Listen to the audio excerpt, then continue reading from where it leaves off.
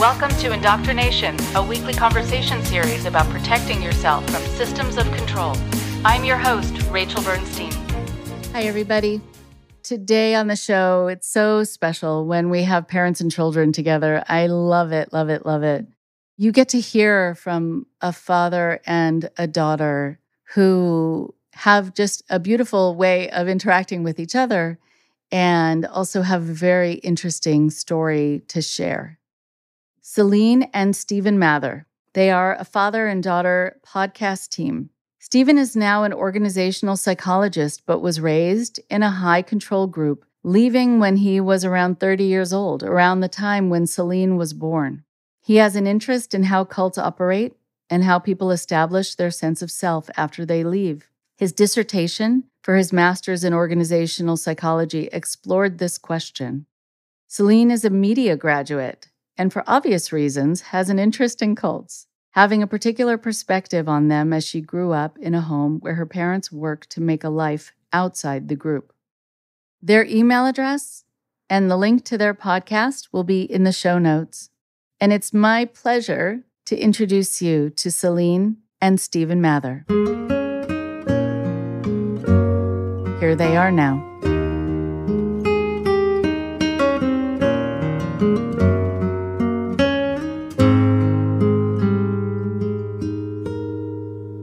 I am so happy to have the dynamic duo with me today of Stephen and Celine. You are calling in from a distance from me, and it's always exciting to speak to people halfway or almost halfway around the world. And I want you to be able to introduce yourselves, and then we'll get into not only your story, but what you've been doing since, because that's really fascinating what you've created between the two of you. So, Celine, you want to start? Yeah, sure. So I can rattle off my usual intro. I'm getting fairly good at it now. So yeah, we have the Cult Hackers podcast. I'm Celine. I'm a media graduate with an interest in cults, as I always say, but also for a bit of context for your listeners, my dad was in the Jehovah's Witnesses, I'm sure he'll say, and sort of when I came into existence, he decided he didn't want to raise me in that. So made the choice to get out, and we kind of talk about all of that kind of stuff and my sort of tertiary relationship to the cult world. Yeah. And I think having a glimpse into what you were saved from, as you get older and you become maybe even closer to the age that your father was when he was thinking about leaving. Those are these moments that really make quite an impact, where you think how different your life would have been if other decisions had been made, or no decision had been made, actually. So thank you, Celine. Nice to be able to get to know you today. I look forward to hearing more about your insights, tertiary or otherwise. Okay, Stephen, can you introduce yourself, please? My name is Stephen Mather. As Celine said, I was raised as one of Jehovah's Witnesses. I left when I was about 30. And as Celine said, really, it was mainly because of her that I left. I'd had doubts for many years, even when I got baptized. Jehovah's Witnesses they claim not to practice infant baptism, although they seem to be getting younger and younger when they're baptizing. So I was baptized about 16, still with doubts though, but tried to push them down. It's everything I knew, of course. It was my friend's family. I was third generation Jehovah's Witness, so extended family, all witnesses at the time. So yeah, it was very, very difficult to leave. So I carried on, got married to another Jehovah's Witness. We got married, we had Celine. And at that point, I started to think to myself, what do I actually teach this baby in my arms? What do I tell her about the future and what's true and what's right and wrong, and how do I know this stuff? That really crystallized my need to get to grips with these doubts that I'd had. And honestly, Rachel, I really hoped that I would find that it was the truth. So I decided that I would do some personal study. Jehovah's Witnesses have this phrase, make the truth your own. And that is a code for doing lots of study to make sure you're in the truth. But of course, you're not supposed to study anything other than Jehovah's Witness literature. So that always bothered me. So my first thought was, right, I'm going to read and read and read, try to understand everything I can. And hopefully that'll show me that it is the truth and I can put all my worries at at rest and teach Celine and all of that. And of course, I very quickly realized that my worst fears were true. It wasn't the truth. It's a belief system, and I didn't believe it. So yeah, that's the sort of potted history of how I came to leave. Okay.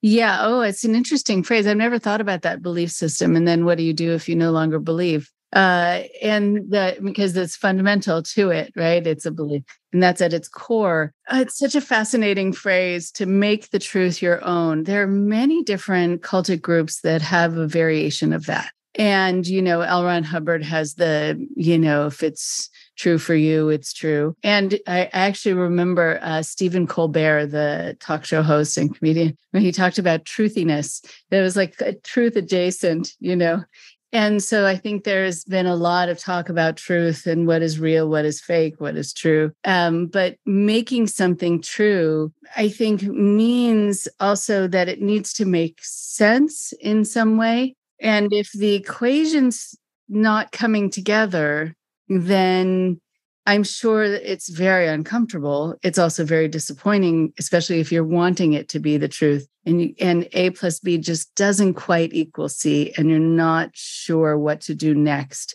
And a lot of people in those moments just hope that if they open their heart to this, somehow it will at some point make sense. But others remain at odds. And that's sometimes when they make the changes that you made.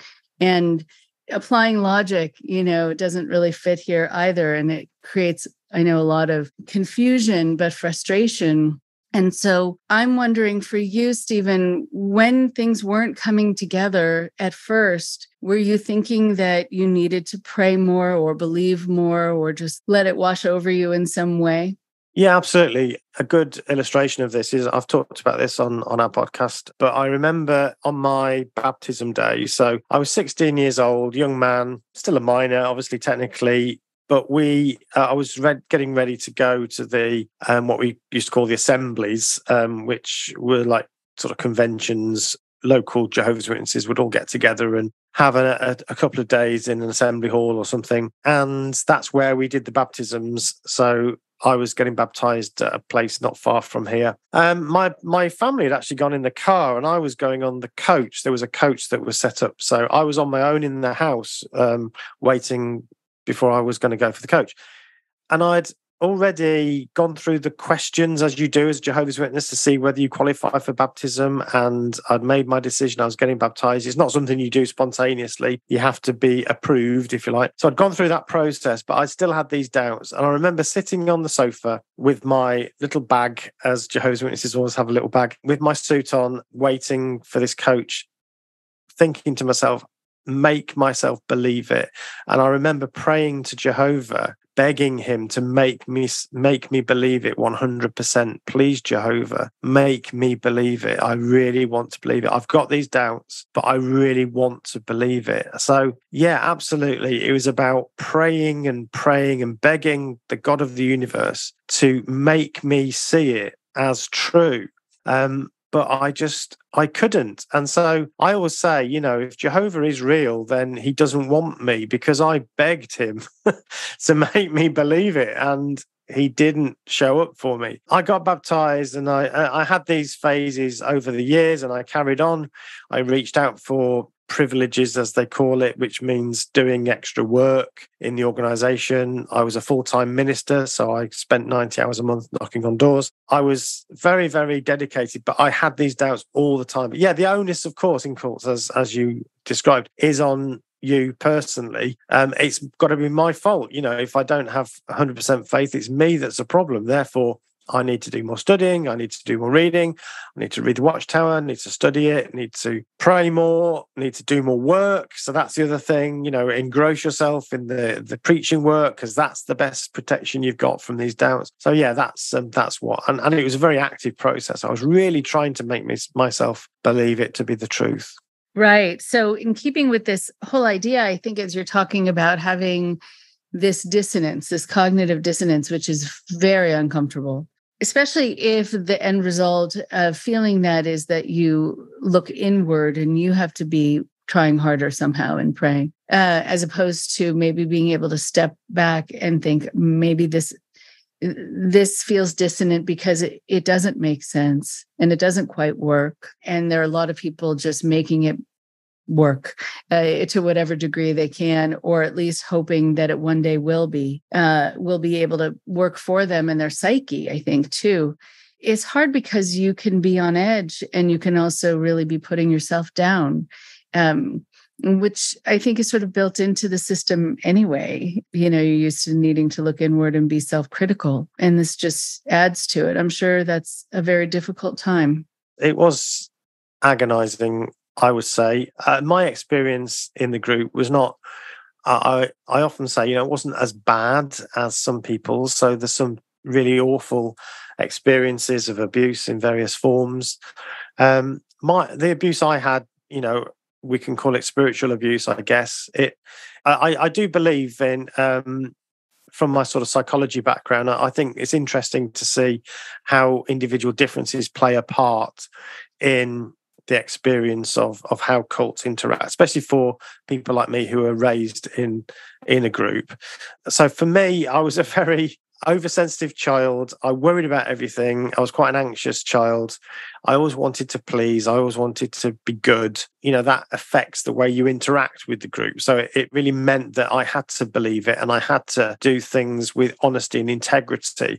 I think there are some members of certainly Jehovah's Witnesses who, you know, probably don't believe a lot of it. They think that it's, you know, well, you know, I think it's the truth generally, but, you know, there's things we don't know and there's things we get wrong, but we think it's Jehovah's organization anyway. And so we just go along with it. And a lot of people are like that, surprisingly so. I think that's how they get rid of the dissonance. That's how they work with that cognitive dissonance. For me, I had to know whether it was actually true or not. And like, if we're saying that Armageddon is coming and going to destroy all the bad people, and by bad people we mean anybody that's not a Jehovah's Witness, if we're saying that, we need to be sure about that. I think it's not something you want to get wrong, is it? You know, right? And they got it wrong many times. Oh, that's it. Yeah.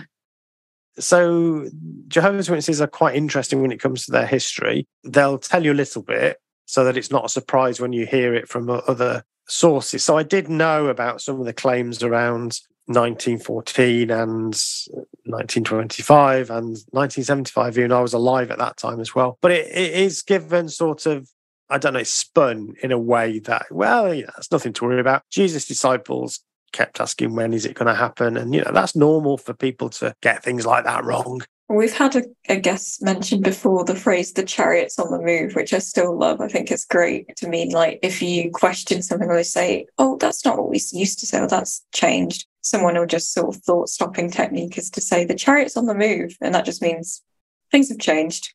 Don't think about it too much.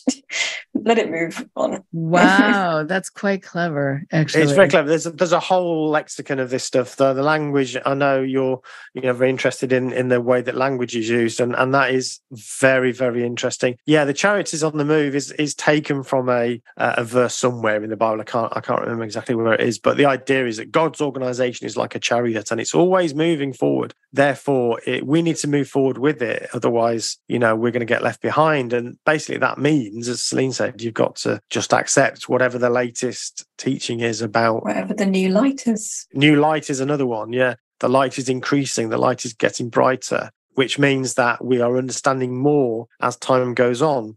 And so this is another way of rationalizing really a simple concept, which is, if you say the end of the world is coming a week next Tuesday and you get it wrong, that surely has to damage your credibility, doesn't it? One would think, yes. One would think so.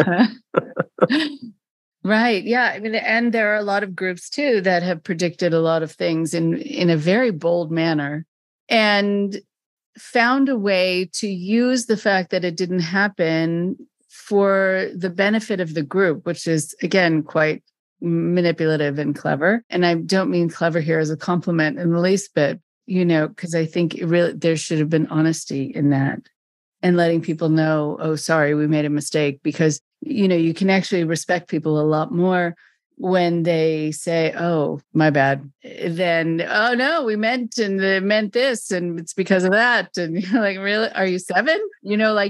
That's what it feels like. And you just don't want to have to see a religious leader in that way, just sort of trying to get out of something, but rather saying, well, I guess we were wrong, and that it's okay to be wrong. I mean, I think it's a wonderful example that adults can set for children or followers. And if they say, yeah, we were wrong. But I know that, in some cultic groups, it's used as a way to bring in more members when the end of the world is coming, or to bring in more donations. And the cruelty of it, from what I can see, is that there's some people who really do truly believe that the people they know who are not Jehovah's Witnesses or not fill in the blank name of the group they're in are going to perish. And, don't do that to people. That's really not okay. It's quite an emotional roller coaster, which you probably were on quite a bit, Stephen.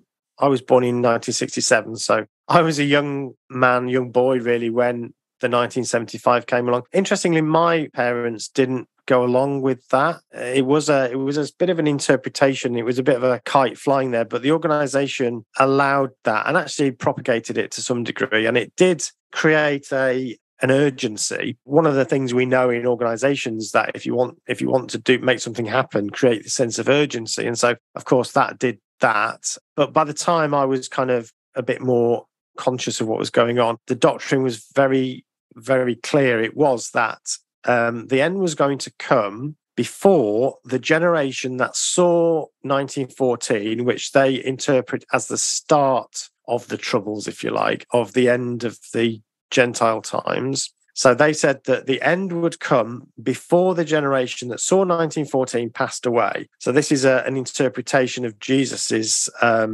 words to his disciples when they said, tell us, when will all these things occur? When Jesus was talking about the signs of the last days of the Jewish system of things and the destruction of Jerusalem, they said, when's this going to happen? And he gave them all these prophecies like wars and pestilence and so on and so on. And they said, well, when will all these things be? And he said, this generation will by no means pass away until all these things occur. So Jehovah's Witnesses do this a lot with their Bible interpretation. They take that scripture that was just a conversation between, if we accept the historicity of it, it was a conversation between Jesus and his disciples, but they take it to mean that it also had a greater fulfillment in our day. So that statement was translated as meaning that anybody who was alive in 1914 would still be alive to see the end, would see Armageddon. So when I was growing up, those people were in their sort of late 60s, 70s, and then 80s, and then older. And it started to become obvious that that generation was passing away, that they were dying. And I think that was one of the big problems I had. It was clear that that was no longer tenable, that position. And yet I'd been telling people that, knocking on people's doors, doing Bible studies with people, saying that this scripture shows that the end of the world, the end of this wicked system, Armageddon is coming within this generation. They're getting very old now, and so it's going to happen any day soon. So it made a liar out of me, and it also, and when Celine came along, of course, it would mean that I would have to tell her the same lie, and I think that was the big, real discomfort. It was trying to come to terms with all of that. My goodness, yeah, it shouldn't be that when you are involved in a belief system, you're needing to so consistently, it sounds, wrestle with your conscience. It should be aligned with sort of a conscientiousness, not opposed to it, which is interesting. I'm thinking also now, I mean, I'm keeping in mind, Celine, the fact that, your father was able to do something to really protect you from this. And I want to be able to bring you into the conversation. And I'm wondering, though, before we do that, just for you, Stephen, to be able to talk a little bit about some of the memories you have, some of the experiences you have that really stand out, because we all have them. And it can also be good experiences. It doesn't have to be all bad. I mean, I hope for you there are some good ones too, because you spent quite some time there. So what stands out that really made an impression on you from good to bad? That's a really, really good question. So I think some of the things that I value of my time as one of Jehovah's Witnesses was that it gave me the opportunity to to do things that I now do for a living in a way. So they taught me how to speak in front of people. So I'm now, I work in organizations as an organizational psychologist, but most of my work is training adults in how to be leaders and managers within the corporate world. So that's my day job. And I still draw upon the training I got as a child, really, learning how to, they call it a speech counsel slip. So you have this like form where a male member of the congregation called the school overseer would listen to your talk and then give you some feedback afterwards. Now, some people really hated that. So for some, that would be one of the things they really hated. For me, I really found benefit in that. And I learned how to do public speaking. And I still use some of those ideas today in my courses on how to do public speaking. I find that they were quite useful. And I enjoyed that. I actually enjoyed doing all of that. And then as I got older, I was made the overseer who was the person giving the counsel and giving the advice, and I really loved doing that. It was great. We had a great rapport with the people doing the talk. So I personally enjoyed that. So that's a positive. I felt I learned from that, and I still use those skills today. I mean, there's lots of funny experiences, funny to me anyway. I mean, knocking on people's doors in the middle of the day or in the evening or whatever, out of the blue, it's a kind of bizarre thing to be doing, knocking on somebody's door saying, we're here to talk about God's kingdom, or trying to strike a conversation about religion in some sort of tortured way. Have you ever wondered why God permits wickedness? And the person there is trying to watch the football, or they're doing the housework, and it is a bizarre thing to do. So obviously there's lots of strange conversations you have, and normally the people that would give you time would themselves be actually quite odd people, because who else are you going to talk to? So there was quite some amusing experiences just in the sorts of people that you meet and the sorts of conversations you would have. Now and again, if I get with another ex-Jehovah's Witness, we kind of reminisce about, do you remember that call we used to have that just kept talking about a washing machine all the time? That was the sort of thing we just do. So that was quite funny. But of course, yeah, there was and I think that baptism is one of the things that sticks out for me. That moment of really trying to make myself believe it. I remember sitting in the Kingdom Hall when I was about to get married. I'd moved towns to another town where my wife lived, soon to be my wife. And I was sat in that Kingdom Hall there. I remember that Kingdom Hall. We actually got married in that hall. But I do remember sitting on the front row there with tears in my eyes thinking, I don't believe it. I don't believe this, but I have to carry on. And that's a regret, I suppose, in some respects. Although if it hadn't been for sticking with it, marrying Sarah, my wife, who is now out as well, by the way, and we're still together. If it wasn't for that, obviously Celine wouldn't have come along. So I have to be grateful for that as well, I suppose. Yes, right. Yes, Celine is the bonus. What I'm wondering about, and I want to come back to the door to door. I mean, that's how a lot of people first interact with Jehovah's Witnesses. And so I do want to make sure we talk about that. I've worked with many, many people, and still do now work with people who were raised in Jehovah's Witnesses, and also some who are partners to those who were in Jehovah's Witnesses, and they themselves were not, and they are trying to get some understanding about why it is that their spouse or their partner feels very strongly about certain things, or holds themselves up to this sort of superhuman standard and perfection, and trying to understand also where some of the fears come from for a lot of kids raised with those visuals and the worries and fears of what could happen in the world, and what's going to happen to the world, and trying to find your place in the world too, because there is a sense of superiority, but also really being critical of the self. So it's like you're high and you're low, but I think it's hard to find that place in between of just being okay with being okay. And so I think just finding that space sometimes is hard, which is true for most people coming out of situations where they feel elevated and pushed down and elevated and pushed down. It's confusing and also a roller coaster. But there are a lot of people who have said to me, I don't know if I could have left for myself, but I left for my child. I had the strength to do this for the person I loved, for the person I've suddenly felt protective towards in a way that I hadn't towards anyone, or in a way that I didn't towards myself. And it is true that we can sometimes act on other people's behalf in a way that, like, if someone's giving my kids a hard time, watch out. The things that will come out of my mouth, I'll even be looking at myself like, who is this? Who's saying these things? Because I've never said them before on my own behalf. So when you started to have that, when you started to wrestle in this way, how old was Celine?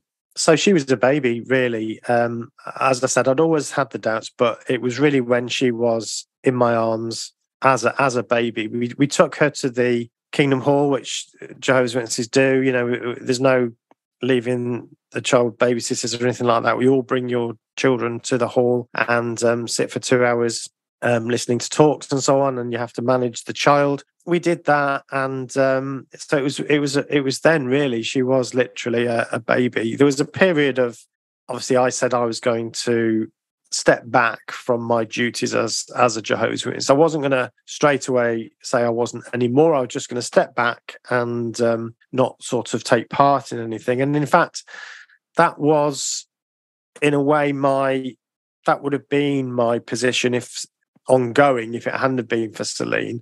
And even until really recently, I've been having a recurring dream, and I had this dream for years and years and years, where long after I'd left, I would basically try to find the least active way to be a Jehovah's Witness. So how can you do it without preaching, without trying to convert anybody else? Just visit people on magazine calls that you might have had years ago, and that can get you some hours in, because you have to report your hours on the ministry. So you report how many hours you spent. And so I could do that. I'm not trying to convert anybody else, and just do the minimum. And I suppose that would have made me a physically in, mentally out, as we call it, a PMO. So I said I was going to do that, although I didn't call it that. And I did that for a year or so, and then I decided that I knew it wasn't the truth, and I told Sarah about it, my wife, and she didn't want to make her decision based upon me, so she carried on going for a year, and I carried on helping. I would come to the hall sometimes, and then I was there to drop them off and so on. So I carried on helping. But so yeah, as that was happening, Celine will probably be able to tell you better, but she was starting to be conscious and aware of the hall and the people there and so on. But she was never sort of embedded in it like I was.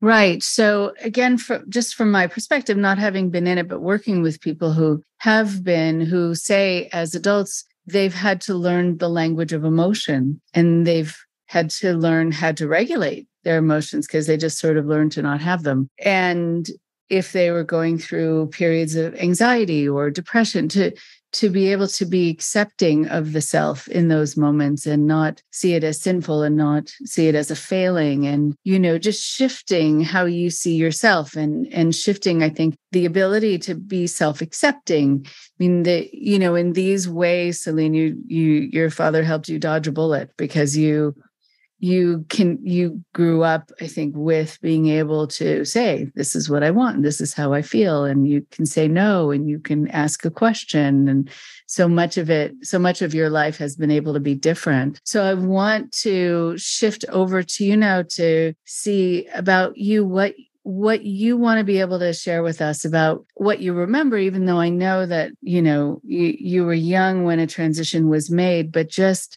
what that you were raised with very purposely, I think, to provide you with something that your father was not able to have. Yeah, so like Dad said, I think I do have memories of the hall a little bit, like going to them, and I do remember Dad coming to pick us up in the car, and I kind of remember sitting at the back sort of bit where, like, you go in sort of sit if you're not too in the popular group anymore, you sit at the back. So I kind of remember that. It's interesting because we obviously Mum kind of came to her own decision to stop going, and at that point obviously I stopped going as well. We've discussed before as well how I remember some of my early memories is that I really wanted us to go back, because our family was obviously there, and all the when you go, it's like everybody comes over to you, because they, as I now know the phrase, is love bombing. But obviously as a child, everyone comes over and they're like, oh, do you remember me? And like, oh, you've grown so much. Because I would sometimes go, if I'd been babysat by people that were still witnesses. So I'd go and I guess see the community and kind of think, oh, it'd be good if we were still here with all these people that are our family, all these people that we know. They seem to be really nice, because you don't understand as a child. Obviously now I'm like, amazing, thank goodness. But, at the time, you don't understand all of the decisions. It's not something that I think I'm grateful it wasn't a sit-down conversation explaining all of like the detail of that as a child. I think, like you said, one of the bullets I was saved is not having that emotional sort of damage. So I'm grateful. But yeah, I remember, so Dad prayed because he wanted to believe. I prayed because I wanted Mum and Dad to believe so that we could go, which obviously I'm grateful did not go anywhere. But yeah, at the time, I remember praying for Mum and Dad to believe so we could go back to the meetings. So it is completely age appropriate that you enjoyed the trappings of it and the attention that you do get when you're at that developmental stage, because you do change quite a bit until the next time people see you, if there's been any delay of time. And so people are going to make a fuss. And especially if that's part of the culture, feels very good. And no, you're not going to understand what's behind it potentially, even though I'm sure there are some people who are genuine and others who may have just done it pro forma because that was what you did. But either way, it feels good. And there are a lot of people who will stay in things for much longer because in those moments, it just feels good. And they're, I think, worried that it's not going to exist outside in the same way. It's hard to say goodbye to those things. But really, it is superficial. It is surface. And ultimately, that's not really what matters. It becomes more about the belief, etc. But I'm actually glad that you had those positive experiences when you were young, because they're confidence building too. It's, oh, people are excited to see me and to know me. Okay, so go ahead. Yeah, I think that was one of those things. And we only kind of discussed this recently, actually, on another podcast. But I said to Dad, I remember because I had one of the like My Bible Story books, there's like the children's version, the yellow A5 kind of size book with all the delightful pictures in it. I had one of those, and I remember I used to take that to school as well and like show the kids at school, like, isn't this great? I mean, mortifying now, but I thought I was doing a good thing, and I could tell like relatives that were still in, like, oh look, I did this, I brought my Bible book, and they would say, oh, that's really good, well done.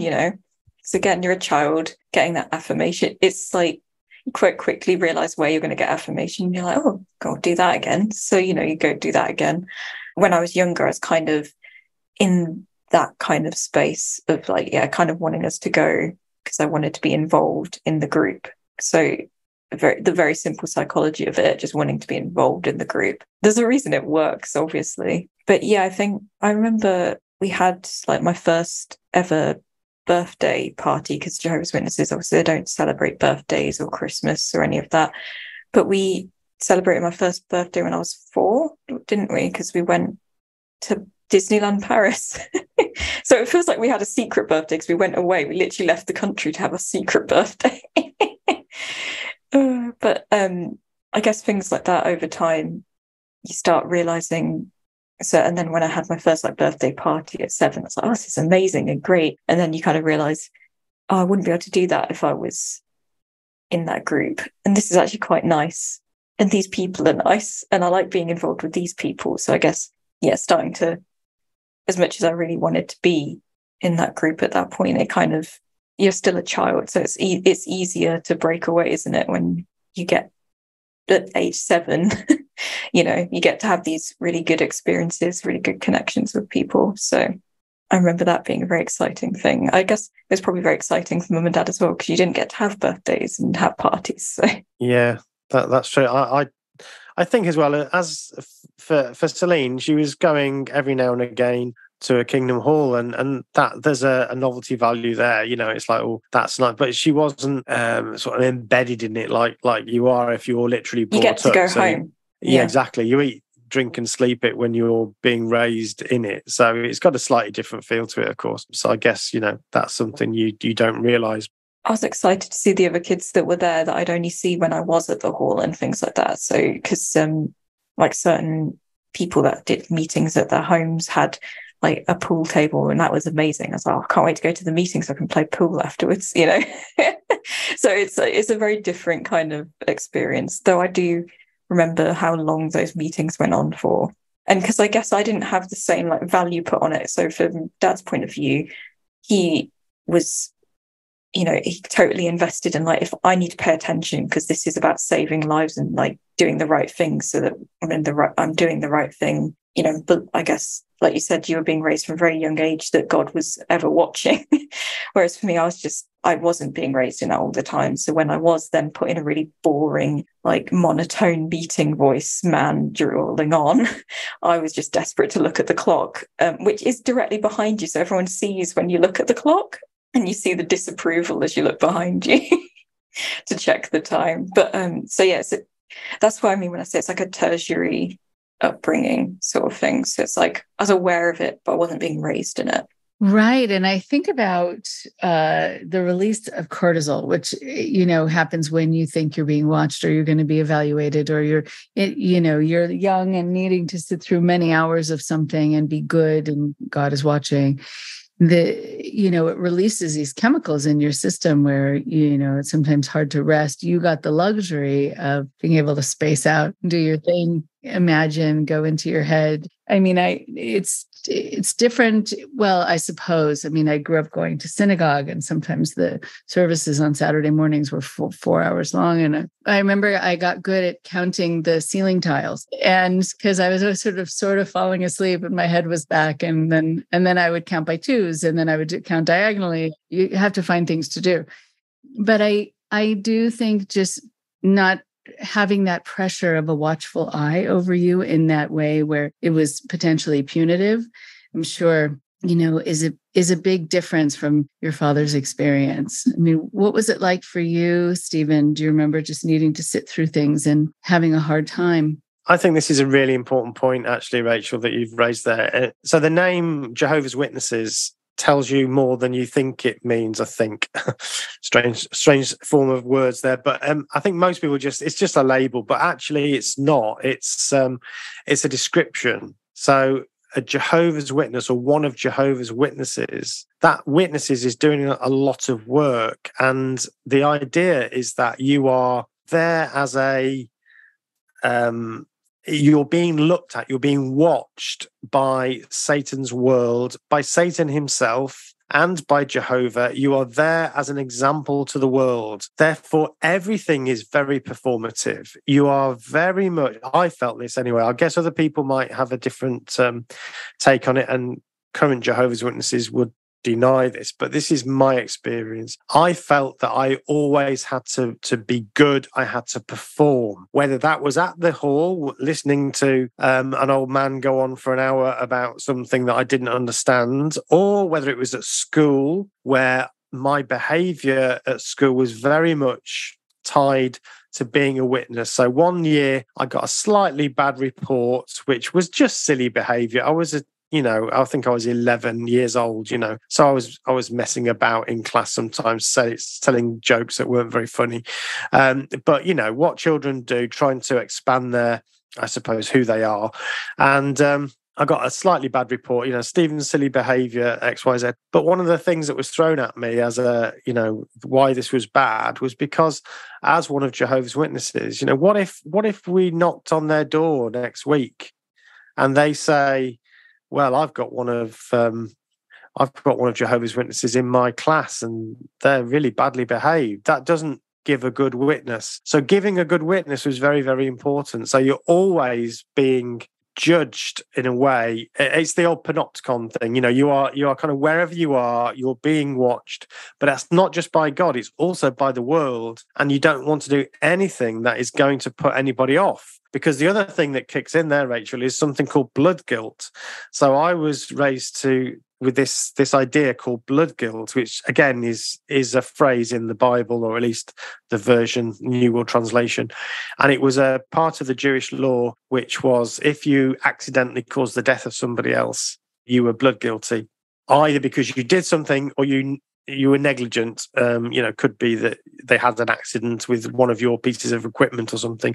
You would be blood guilty for this. So they extended this principle to if you are a bad witness, if you do something that gives a bad witness, you are then blood guilty. That's a heck of a weight for a child to bear. And for a sensitive child like me, I would put that on my shoulders. And so I was terrified of being blood guilty because I'd done something or said something. So that, I think that is really important to remember. Jehovah's Witnesses are a witness to the world. And so it's not just God that's watching, it's everybody else as well. And anything that you do that gives a bad witness could potentially make you blood guilty. Wow. What is it like for you, Celine, to hear your father talk this way about the pressure that he was under? Well, the thing is, me and my dad are very similar. So that's another reason as to my immense gratitude that I wasn't raised in the group, because, as we said, there is a difference in people and how they react to things, obviously. I'm a very sort of conscientious person. I worry about other people a lot and how my actions affect other people anyway. So layering on top the blood guilt kind of thing is just perfect storm for the way that our brains work. People that worry about things and turn things over on their head afterwards, like I know that I know that I'd go home and think about things and think, should I have said this? Should I have said it differently? Have I put them off? And I know that there's other people we've spoken to that have brought up the blood guilt as being something they'd that would keep them up at night and they would worry about, or even looking at their hands and thinking, like imagining blood on their hands. Because I think that was in a talk, wasn't it? Everyone told to look at their hands and consider if they're blood guilty. So it's obviously deeply upsetting, because obviously hearing that, that's how he was growing up is awful. But also I know that it's another reason for me to be grateful, because I think I would have felt the same level of anxiety and I would have took it on really personally. Oh my goodness. Yeah. And, I'm reminded of a family I worked with years ago, probably about 10 years ago now. And the son is probably similar in age to you, Celine. At the time, he was young when this happened, and it really made this impression on him. It was quite traumatizing. His father and mother divorced because the father became a Jehovah's Witness. It was here in California. He then married a woman. They started having many, many children. The woman was also a Jehovah's Witness. And so my client's mom was not, she married someone who was not. They had a young daughter who's 3. His father still had custody or partial custody of him. And so when he would go to spend time over at his father's house, the father would spend a lot of time trying to convince him that his mother was, this evil person who wasn't believing the right ways, and it would grill him. Were you involved in a party? What happened at Christmas time? Was there a tree? Was there a present? Was there a candle? Was anything? He had to answer all these questions. The worst part came, though, when I don't know if it was just his particular leader within his group and where he went basically came up with this edict where they said they were encouraging the Jehovah's Witness parent, if there was a custodial thing with another parent who wasn't, to encourage that child to accuse the non-Jehovah's Witness parent of abuse and to report it so that the Jehovah's Witness parent could gain full custody and then raise them the right way. He was young. He wanted approval by his father. He didn't know what the ramifications would be. In fact, his father said, "It's fine. Don't worry. But this is what God wants." So he did it. And then he's in this home when caseworkers come and he sees his 3-year-old half-sister being picked up by someone she does not know and taken out the front door. And that's when he just blurted out, "None of it is true. My father told me I needed to say it. He said that's what God wanted." And I thought, this is very interesting, because I'm sure that I haven't heard about that happening a lot. So I don't think that came from the top leadership. But I think what happens is when you have these religious groups where no one is overseeing what they're doing, then it's a free-for-all, I think. Like, there is no governing body overseeing what each individual place was doing too. And so he still feels guilty. He still, has a hard time with it. And he's very angry with his father, and he's angry at the father's pastor. And I mean, it was such a mess. But I see woven in that is this entitlement. Like, it's going to be okay because it's bringing you, to the right place, and you're going to be leading your life in the right way. And this is what God wants. And, kids don't know to argue with it, even in their heart, It's fascinating, really, how people interact with these beliefs. We've touched on it, but human beings have to make sense of what is put before them. So cults and cultic groups have various, as we know, we can kind of think about them on a dimension rather than a single entity. So they have differences, and Jehovah's Witnesses, you're not living off on a compound somewhere where the leaders have complete control over every aspect of your life directly. It's done through, as I mentioned before, this feeling that you're there as a witness to everybody. And so all these rules, if you like, are embedded internally, as opposed to being physically in a space where somebody's driving this behavior. But that means that people's own way of making sense of what they're receiving from the platform and what they're reading and the videos and so on, they have to make sense of it themselves. And so they interpret it to some degree. And that's where I think some of these more extreme, it's extreme enough, but even the more extreme examples like you have mentioned, that falls out of that because people are making sense of it. So they're saying, well, if this child's life is on the line here, that if they don't become a Jehovah's Witness, they're going to die at Armageddon. I need to do anything really to save them from this fate. I'm going to do whatever it takes.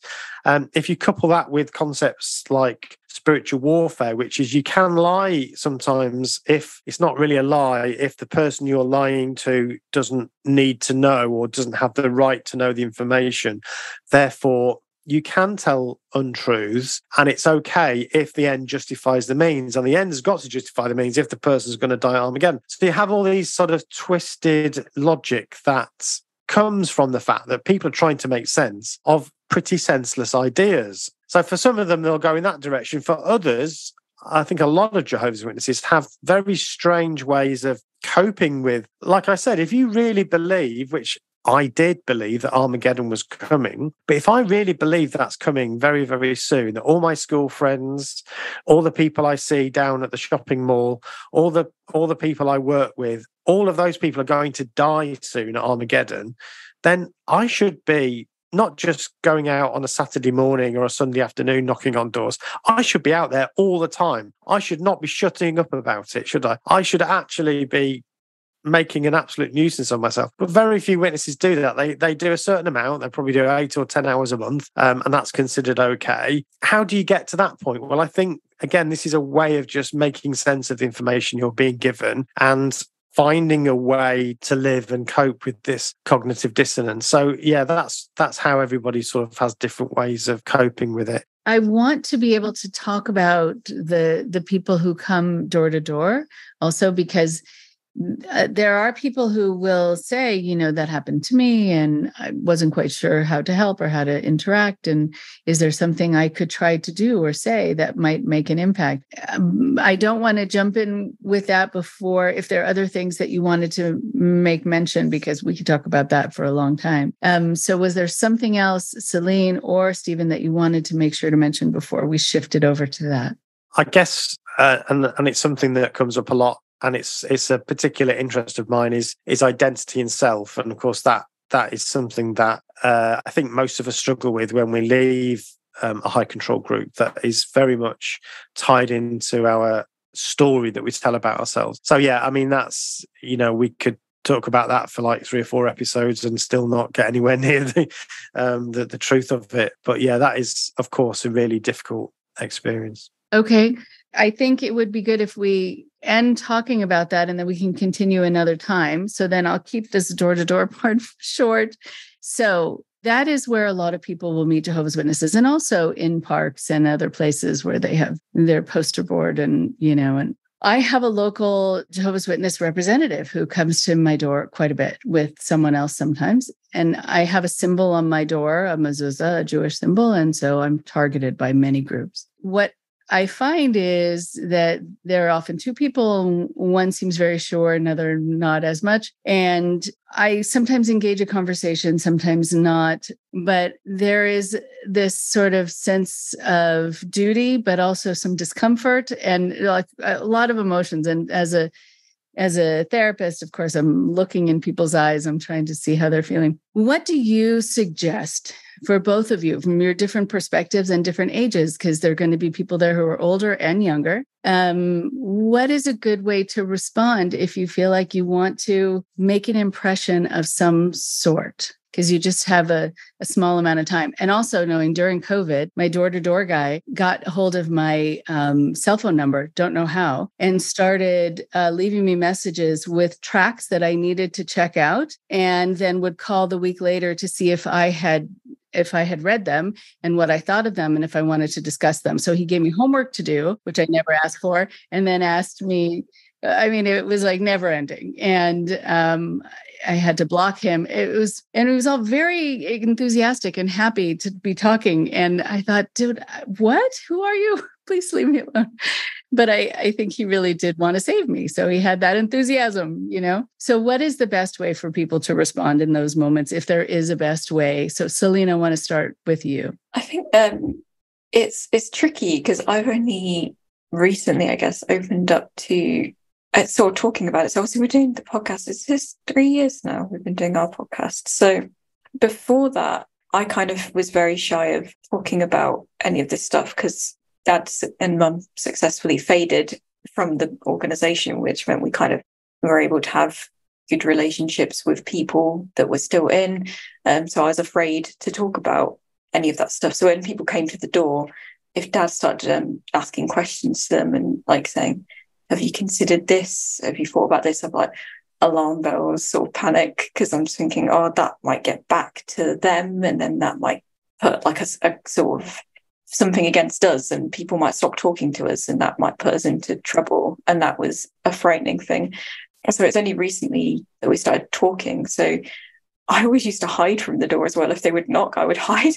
I didn't want to engage, which I think a lot of people do, even if they've never had anything to do with it, they just hide. Dad's like, yeah, of course, I've seen the shadows of people behind the door. Yeah, so, but now, I guess, if someone does come to the door, I might try and ask some questions that aren't obviously directly saying what you believe isn't true, but just ask some questions that someone could take away and think about afterwards, and that might crack open the distance door a little bit. Because you're not really going to change. A friend said to me recently, and I think she's probably right, is that people don't change their mind in front of you. They go home and they think about it. So I guess instead of going too super hard, I'm going to try with a few little questions that maybe they can take home with them. So I guess these questions are like ways to plant some seeds and see if they germinate on their own, or if they connect with the seeds that have already been planted in that person. Yeah, because they probably do. Like we've said, so many people have these. I mean, everyone's got like their analogy of, was it a bag that was ripping or a glass that's breaking? The things that they were questioning that eventually gets to a point that, it was too much and you leave. Maybe I can add another little bit of something for somebody. Okay, yeah. So to just be, if you're going to speak with them at all, but just to have some potentially eye-opening questions. Okay, all right. Thank you for that. And then Stephen. Yeah, I think the first thing I would say is if you've got the time, they've got the time. So I mentioned this before about counting time. I have been gone a long time now, but there's no evidence that this has changed. Essentially, most Jehovah's Witnesses don't really like knocking on doors and doing the ministry work. It's embarrassing and you don't know what you're going to find when you knock on somebody's door. It's not something that comes naturally to most Jehovah's Witnesses. So that's the first thing to remember. So they're not really that comfortable. They'd put on a show of being like smiley and all of that. They're probably quite nervous about knocking on somebody's door, but they also, it has to be done because that's part of their commitment and worship. So they have to do this witnessing work, and the door-to-door is a big part of that. So anytime they get to talk to somebody, literally just have a conversation, it's great for you as a witness because your time's ticking by. You know, before you know it, you've got half an hour in, or an hour in even, on a door. This is the language. So he used to say, I got stuck on a door, stuck talking to this person for an hour. That's great because, you know, you're in an environment there where you can relax a bit and talk to somebody who actually wants to talk to you. So if you want to engage with Jehovah's Witnesses, generally speaking, they're up for it and they will happily stand there. Or if you invite them in, although obviously you have to be careful, they will talk to you. How then to engage with them? I think it is so useful to remember the point that Celine's made, is that whilst it's true people don't change in front of you, they do change. And it is important also to remember that lots and lots of Jehovah's Witnesses do leave. It is the Pew Research Centre have done surveys around this sort of thing, and Jehovah's Witnesses come bottom of the table in terms of keeping people in. So whilst they're getting people through the front door, there's people leaving at the back door constantly. So there's a good chance that that person you're talking to within 10 years will have also left. So I think back to all the people I grew up with and the people in my congregation, and I reckon about half of those people have left, at least half. So Jehovah's Witnesses leave all the time. And often that's because these doubts become too loud, or they get involved in something that they shouldn't, they get disfellowshipped or something like that. Lots of them leave. So they're not, you know, you're not pushing at a locked door here. A lot of them actually want to leave, but don't quite know how. So yeah, I think just planting seeds and whatever you're interested in, you know. So for me, evolution was the big thing that was my worry when I was growing up. We didn't believe in evolution. We believed the creation account in Genesis, Adam and Eve, animals according to their kinds, the flood. All of this was absolute truth. And I think most sensible people who are educated realize that these are stories. Sure, they might have some moral, interesting elements to them, but they're not scientific accounts. So that's what I generally start talking about. Or prophecies about the end times, you know. So I'm pretty direct, and I like to think that at some point something is just in their brain, will remind them of that conversation. I know it has for me. I remember some of those conversations and some of the things that were said to me. Really? That's interesting. That's good to know. Okay, good. So thank you. Because a lot of people will ask me that question. Well, I don't know if I should say anything, or I don't want to be angry. Because they're sort of victims, or they're just, they're well-meaning, and, you know. Yeah. Could I emphasize that, Rachel? Sorry. But I just wanted to say, so, like a lot of people get frustrated and fed up with witnesses calling at their door. And they also hear about some terrible things. You know, there's been child sex abuse that hasn't been dealt with very well, and in various congregations. And that's partly because of the processes and policies of the organisation, in my view. And so people get very angry, and I completely understand that. And as an ex-member who feels that, you know, a lot to be angry about, but it's not the fault of those Jehovah's Witnesses that knock on your door. You know, they're struggling with their own difficulties. Some of them might believe it 100%. Many of them will have their own doubts. It's not their fault. You know, they are genuine people, most of them.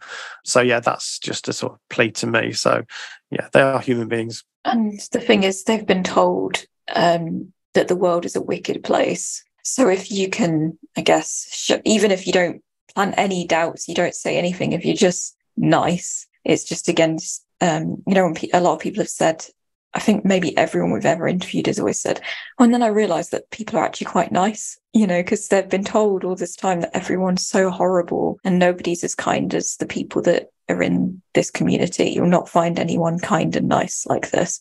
So yeah, when people realise that, you know, people are nice, people are kind, So even if that all you do is just politely say no thank you, if that's all you've got in you, that can be a lot.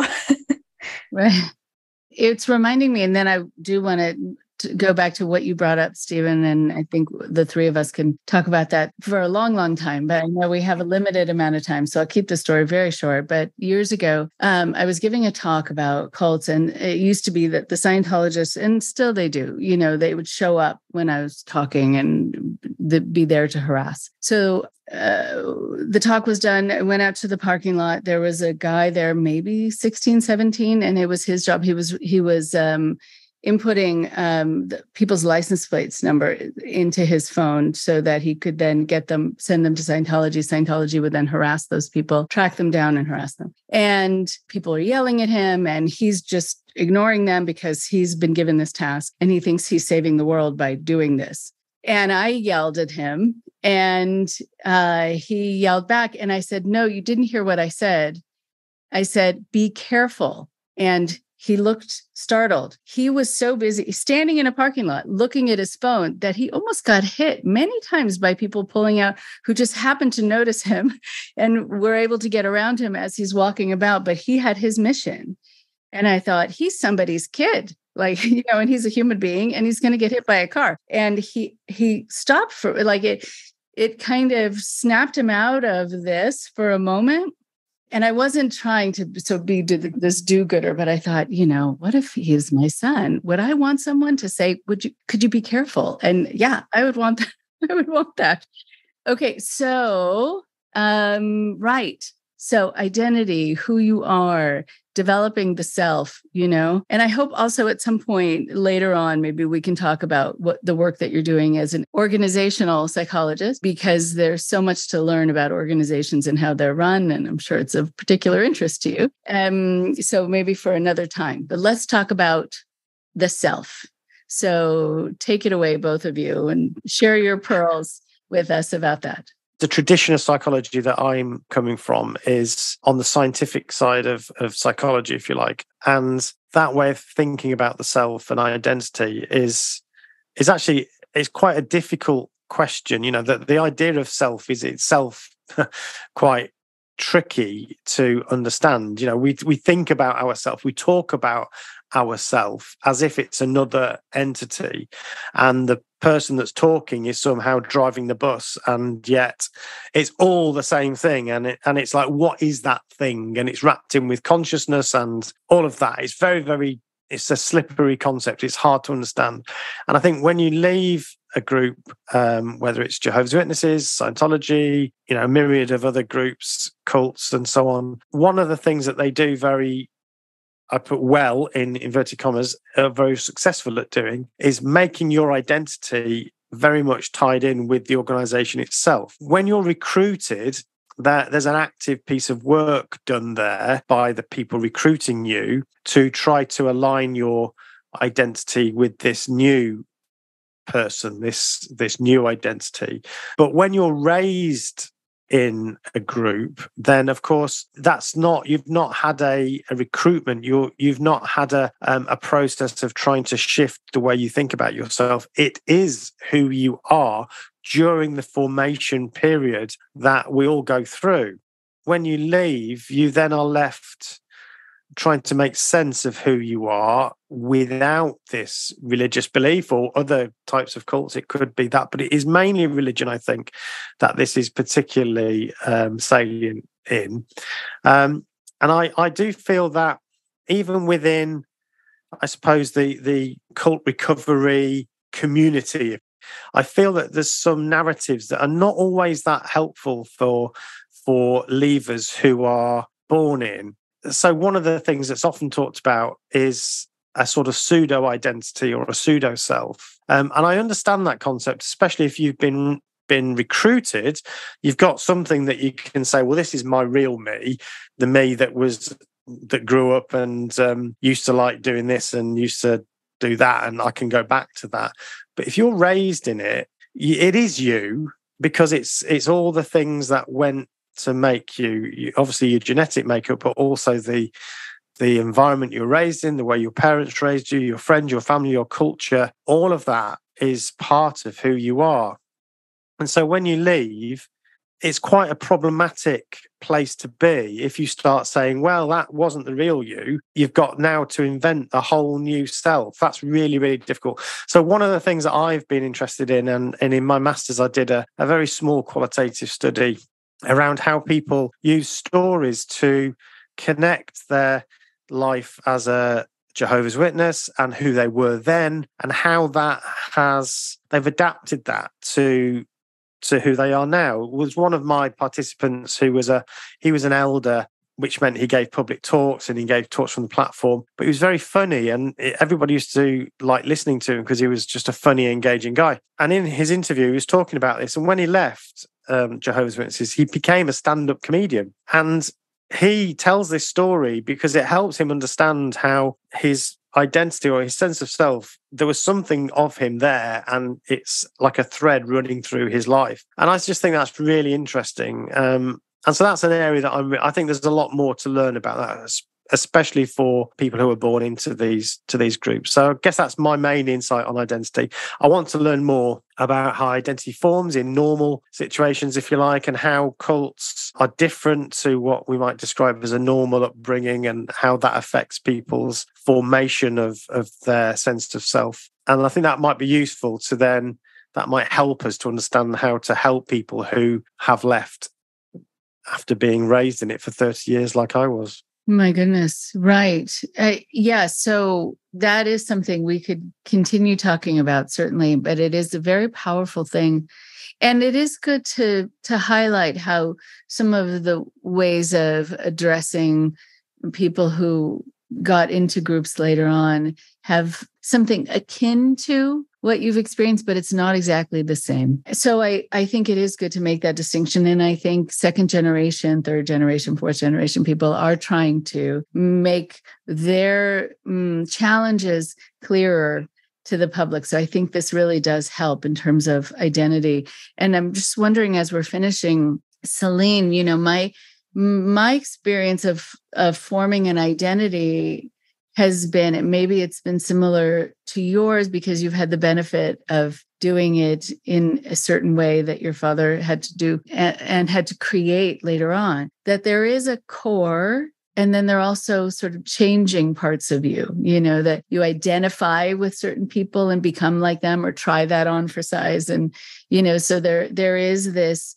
part of you where you think, okay, that is who I am. It's like a spine, but the other things might change until you form who you are really then. But I think identity shifts in certain ways.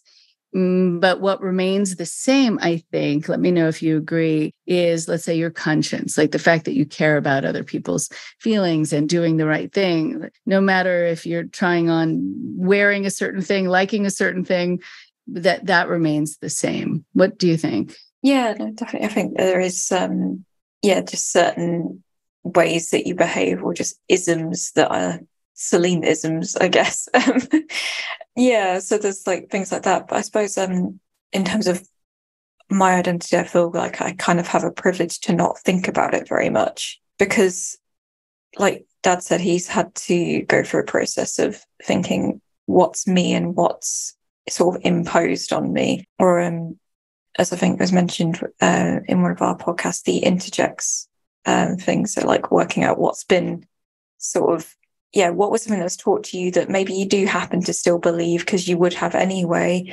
and what do you want to mull over and think, no, I don't believe that actually. Like I think you said before, with people that are, you've said there's people that are like in relationships with people that have been ex-Jehovah's Witnesses, and they've said, they react like this to this, and I don't understand why. And maybe, it's because of, particular JW upbringing. Maybe you reflect on it and you would have thought that anyway. But I suppose, I feel quite privileged in that I feel quite relaxed about who I am. And that's something that, if you're raised in a cult, you don't necessarily have the privilege of just being like, that's just me. That's just what I'm like. You think, what would I have just been like that? Would I have been different? So I suppose that's kind of what I think about. I love it. It's such a lovely insight to kind of to be gifted with the luxury of not having to worry about it and think about it.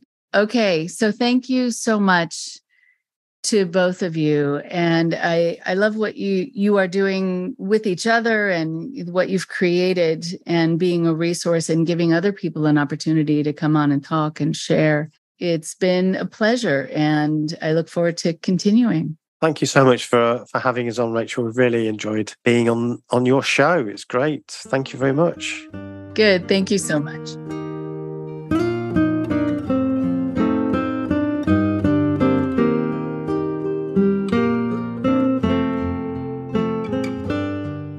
One more thing before you go.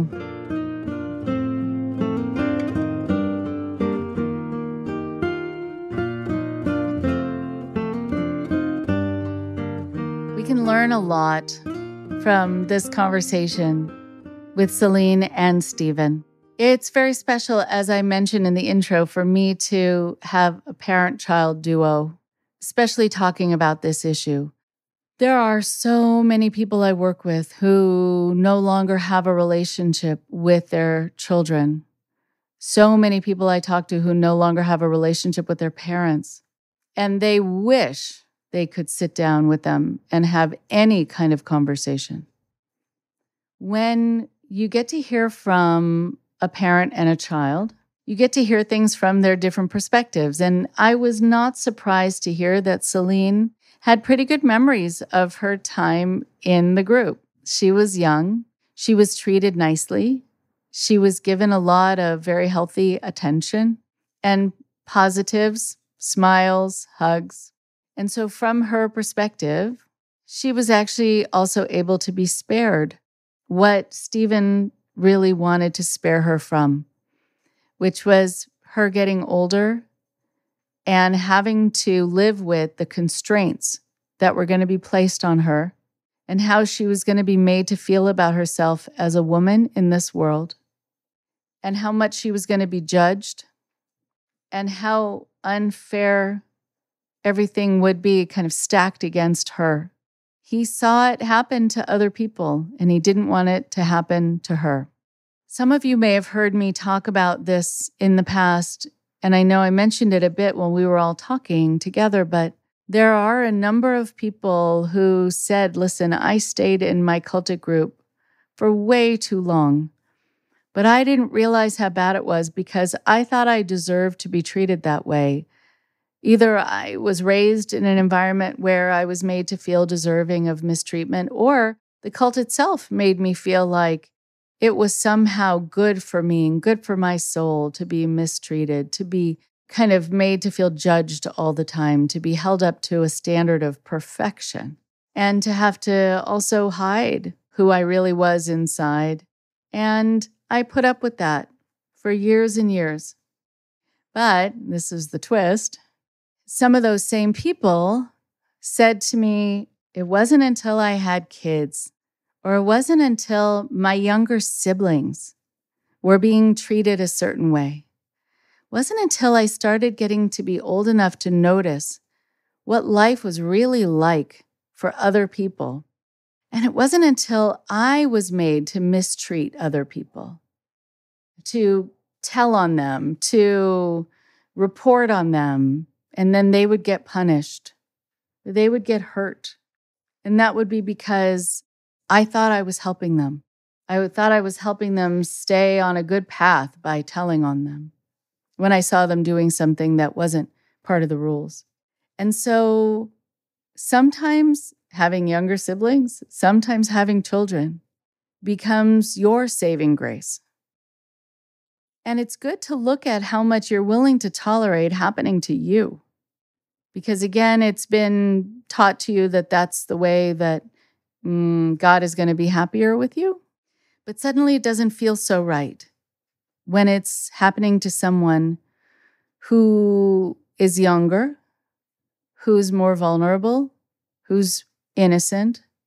And also, if it's a younger sibling or if it's a child of yours, this is someone who you're supposed to be protecting. That's part of your job.